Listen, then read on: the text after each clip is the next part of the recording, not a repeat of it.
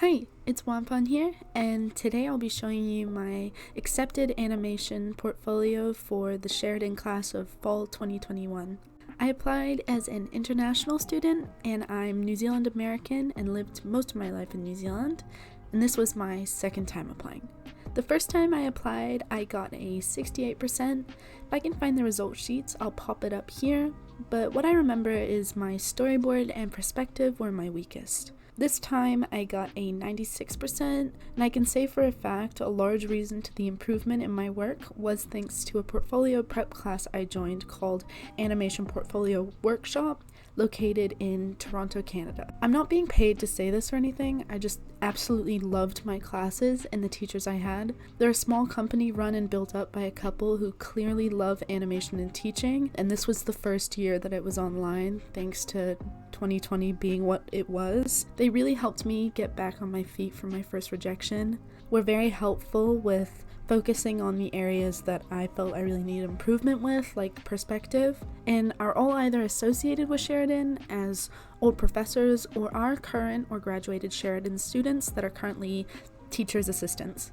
It helps to have another set of eyes looking at your portfolio and telling you what you need to improve on, and the fundamental drawing skills I learned from their classes are things I'll carry with me far past college. This was the first year it was online, and they did a spectacular job accommodating that and took a lot of time to make the classes immersive and live up to their in-class environment. Anyways, I could go on forever about them. I highly recommend them. Even if you aren't looking to apply for Sheridan, you can learn some amazing drawing skills and improve your work so quickly if you're willing to put in the effort, and they have summer classes and longer term ones if that's something you're looking for. I really hope to be a teacher's assistant for them someday, just because I think they're great and I would love to help other students who were in my position when I was applying. Okay, so let's get on to the video. Figure drawing. So the key elements Sheridan seems to look for in applicants' figure drawings are form, flow, accurate proportions, line weight, and gesture. I would say gesture is definitely key, although you still wouldn't get the best mark if you had great gesture but bad form and proportions. You can actually get points off for figures that look too stiff. Don't fall into the trap of making the figure as detailed and accurate as possible. Always look to see if you're losing gesture and flow.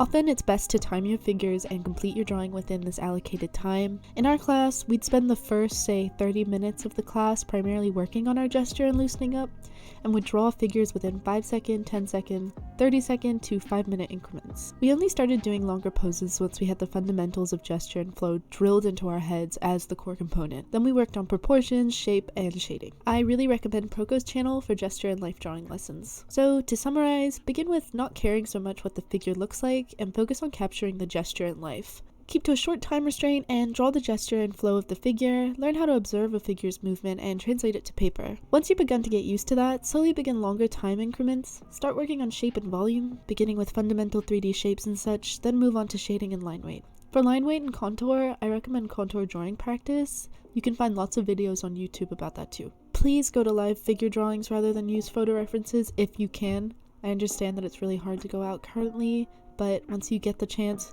I always recommend studying life in front of you rather than using photo references. It really helps train the eye to see the volume and form of a figure and forces you to get it down on paper since the model moves much more frequently. So next up is hands.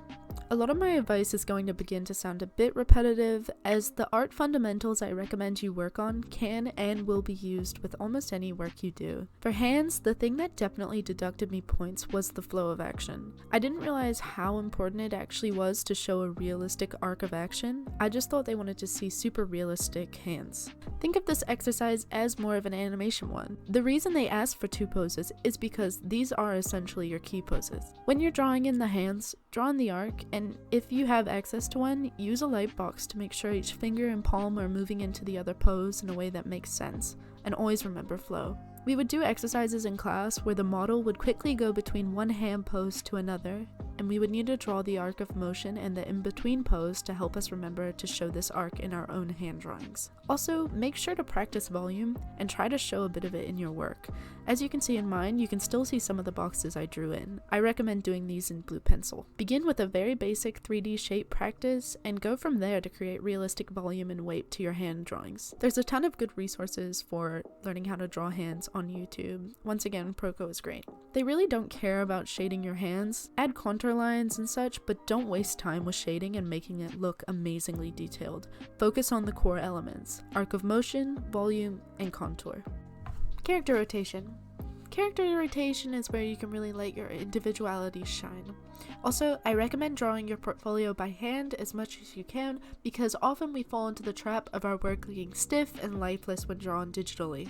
My old turnaround was done digitally and had this exact problem. For this piece, I recommend using a light box or drawing on a long piece of paper. Stick 3 A3s together with masking tape, for example, so you can really go back and forth between each pose and make sure they're all in the same planes. Draw out silhouettes of the character to see if it has an interesting and recognizable design, and make sure to do a pose that doesn't block much of the figure depending on how it's rotated. For example, I wanted my character to hold the shoe up in front of her, but the front-facing pose would block her face, so I put it a bit to his side. This exercise is definitely about shape and volume, and where your volume practice will be put to the test. Make sure it doesn't look too flat and actually looks like a dynamic 3D shape. Show some of your working and base shapes. I recommend drawing those in blue or another color so it doesn't get too messy. And don't give yourself an overwhelming task. Keep the design simple, entertaining, and turnable. Short animation. This is where I had the most trouble. I was very stumped with what to do for the prompt we were given, and stupidly left this project as one of my last on the list to do, so it's pretty rushed. My advice is, if you're having trouble with a piece, sure, it's good to temporarily do another one to clear your head, but it's not going to be resolved by leaving it to last minute when you're stressed and rushing. Allocate time to plan and brainstorm out each section of the project. For animation, they're looking for a clear arc of motion, staying on model with the model sheet they gave you, clean animation, and personal creativity. Start with a couple storyboards and don't jump in with your first idea. Don't overcomplicate the animation and give yourself way more work than you need to do. Also, make sure to block it out with the key poses first and draw on that arc of motion in your draft to take a look at the flow of the overall piece before you start in-betweening. That's pretty much most of the advice I can give for this one, as I honestly didn't do that great on this one myself. Perspective. I used to be terrible at perspective, and this was the part of the portfolio I dreaded the most.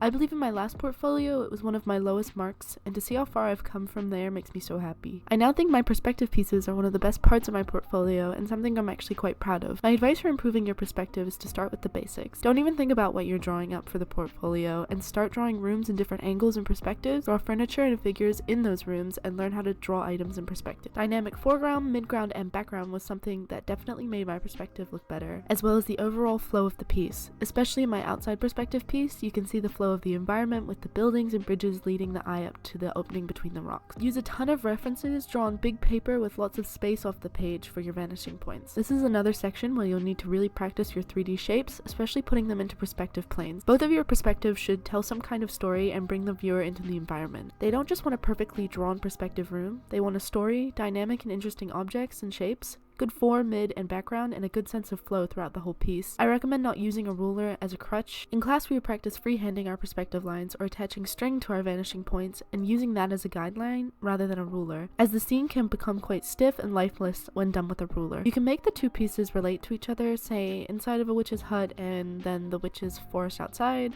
but I would say it's good to do two different environment pieces as you're able to show your creativity and variety of ideas and things you're able to draw. Sadly, there's no magic to it. I just knew my perspective was weak, so I practiced, and didn't go with the first idea that popped into my head. There was a ton of trial and error, but ultimately it turned out to be something I liked.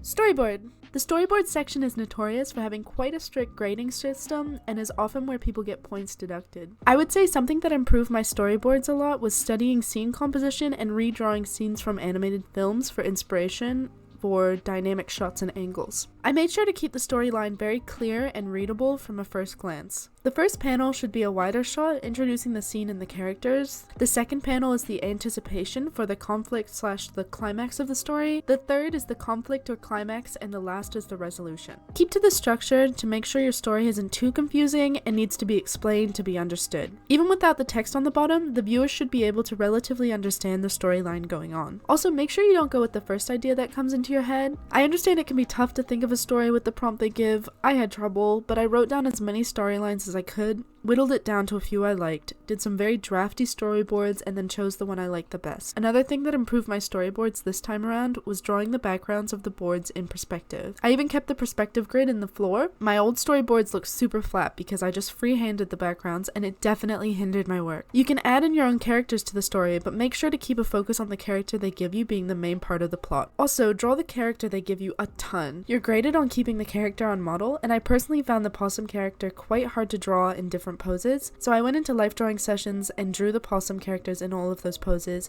making sure to break him down into his base shapes to keep proportions correct before adding detail. And last of all, we have the personal work. I did a lot of personal work because I was applying to multiple different schools, including CalArts, so I had a full sketchbook to choose from. So what I recommend you do is show a lot of observational work. Go outside if you can. Get a variety of observations, so cafe drawings, drawings of animals, drawings of people, perspective drawings, drawings of buildings, things like that, and make sure to include those in your sketchbook section. I would recommend adding in some kind of concept work. I did the storyboards, poses, and turnaround of my concept dream catchers, and also the interior perspective piece of one of the characters' rooms. I then made sure to add in some digital art pieces, so that comes in the concept work and also in the drawings of houses, trees, and pukeko, which is a native bird of New Zealand. I wanted to add a little bit of my personal touch here, really make sure to show what reflects you as an artist in this section. Don't leave this to the last minute. Just because you're trying to work on the other portfolio doesn't mean that this isn't important and isn't something that you need to work on, because you'll end up scavenging around and looking for random pieces throughout your time in high school or whenever, and you won't have enough. So definitely take this into account. The biggest thing I would say is observational work, variety of different styles and pieces, a strong reflection of who you are as an artist, and different mediums. Thank you so much for watching this video, and good luck to all the future applicants. Now get out there and draw.